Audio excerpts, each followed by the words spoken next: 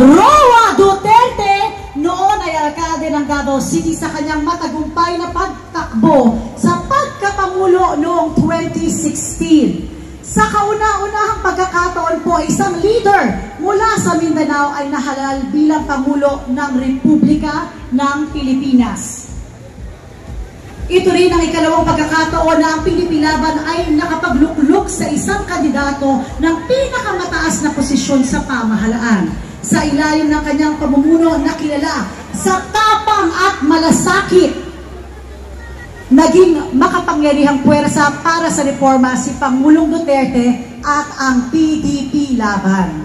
Ang kasalukuyang partido ay nag-ugat sa pagkakatatag ng Partidong Demokratiko Pilipino noong February 6, 1982 sa lungsod ng Cebu sa pamumuno ng yumaong Senador Aquilino Nene Pimentel Jr. kasama sina Antonio at iba pa mga leader mula sa Katimugan. Samantala, ang Partidong Laban ay itinatag naman noong 1978 ng yumaong Senador Benigno Ninoy Aquino Jr. mula sa pinag-isang adhikain ng dalawang makasaysayang partido, nananatiling buhay ang diwa ng tunay na paglilingkod sa bayan. Isang pamana na patuloy nating pinagyayaman at pinangangalagaan. Ang adhikain ng dating Pangulong Rodrigo Roa Duterte ay pagbabago. Second chance, katulad ng ginawa niya sa Davao City, isang napakagulong lugar, pugad ng iba't ibang rebeldeng grupo at sindikato. Pero dahil sa kanyang tapang at malasakit, naging tahimik, mapayapa at progresibo ang Davao City. Yan din po ang dahilan kung bakit ako ay napili ni Tatay Digong na maging PDP Laban President. Dahil katulad po ng Davao City ay simbolo ng pagbabago at second chance. Mula po sa pagiging real bad boy, nagbayad ng kasalanan sa kulungan, nag-Muslim at nagbagong buhay. At ngayon po ay isa pong senador po ninyo. Allahu Akbar! Takbir! Ang pagbabago po, basta't may tapang at malasakit, yan po ang adhikain ni Rodrigo Roa Duterte. Pagbabago, second chance. Tandaan po natin, kahit kailan, hindi po naging pagpatay ang adhikain ni Rodrigo Roa Duterte. Ang kanyang daladala ay pagbabago, second chance. At mga kababayan, ito na po ang last chance po natin lahat para makamit ang pinapangarap nating pagbabago para sa Pilipinas. Mga mahal nating kababayan, ito po ang Duterte, ang kandidatong senador ng ating Supremo, Rodrigo Roa Duterte! Yes! Magsimula po tayo kay Attorney Jimmy Bondo! Jimmy Bondo! Kung dati ay may bakal na kamao na Pangulo, kailangan natin ngayon ng bakal na prinsipyo sa Senado upang isabatas ang prinsipyong Duterte. Gusto niyo ibalik si Tatay Digong? Ibalik natin siya hindi lamang sa bansa o sa posisyon, kundi sa pamatagalang batas. Ako po si Attorney Jimmy Bondo, ang magsasabatas ng prinsipyong Duterte.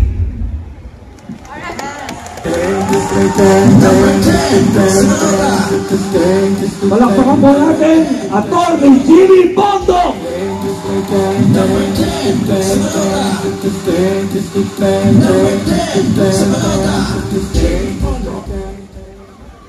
Napapaligiran po ako ng numerong Gs. Ang Duterte po ay binubuo ng 10 magigiting na kandidato. Ako naman po ay nabigyan ng numerong Gs sa balota.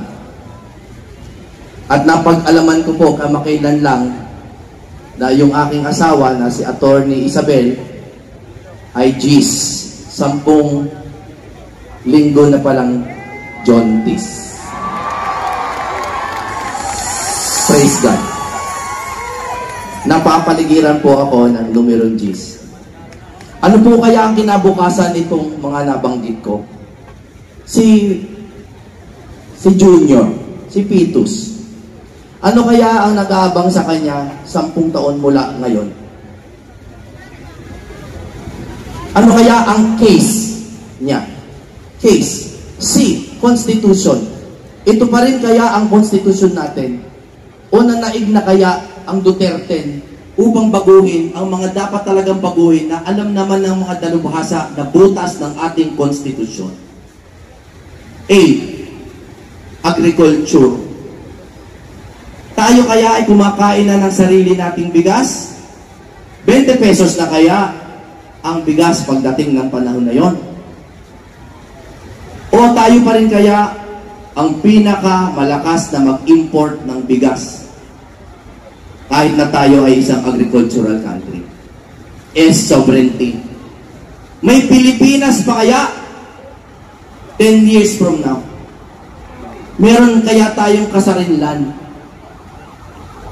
Noong 1987 po, habang busy tayo nagre-revolusyon, kinuha sa atin ng Fiery Cross Reef. 1988, kinuha ang Subi.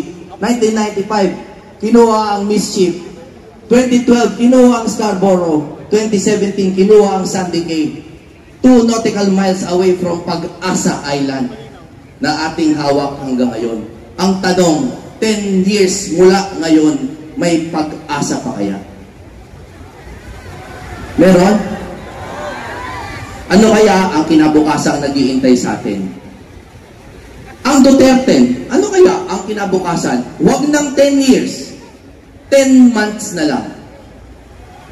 Sila kaya ay nagtatalo o natalo? Kung kami ay natalo, babalik tayo sa pribadong buhay at magmahanap ng ibang serbisyong publiko.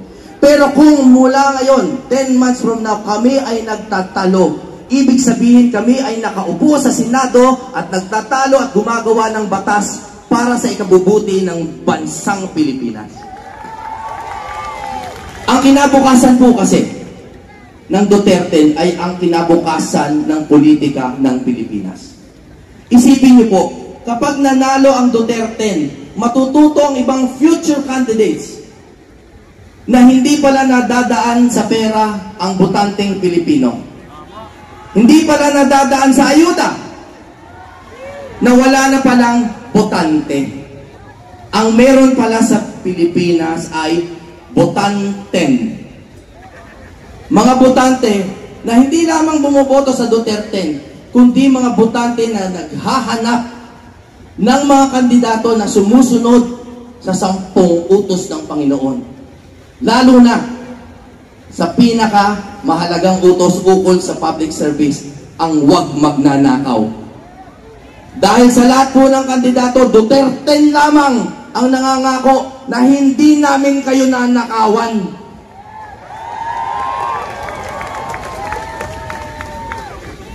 Tandaan niyo po, 10 taon, napakabilis lumipas. 10 years ago, 2015, tumakbo ang isang alkalde ng Davao. Naging Pangulo. Binago ang Pilipinas, kinalaban ng droga at korupsyon.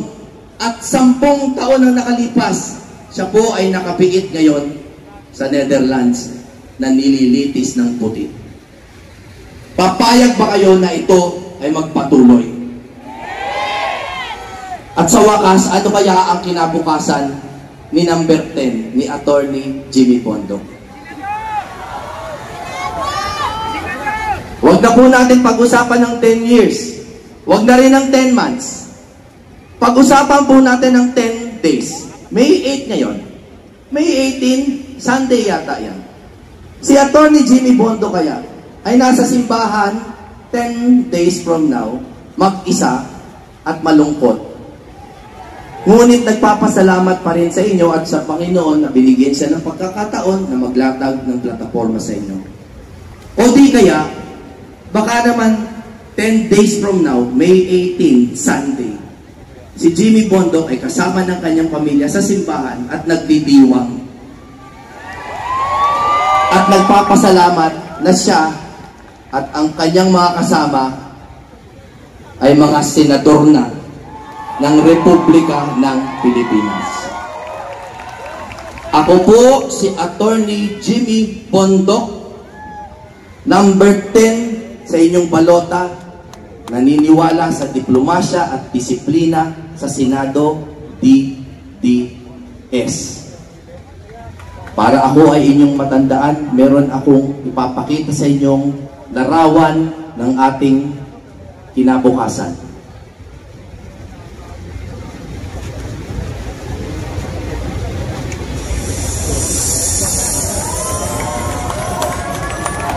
Mabuhay ang Duterte!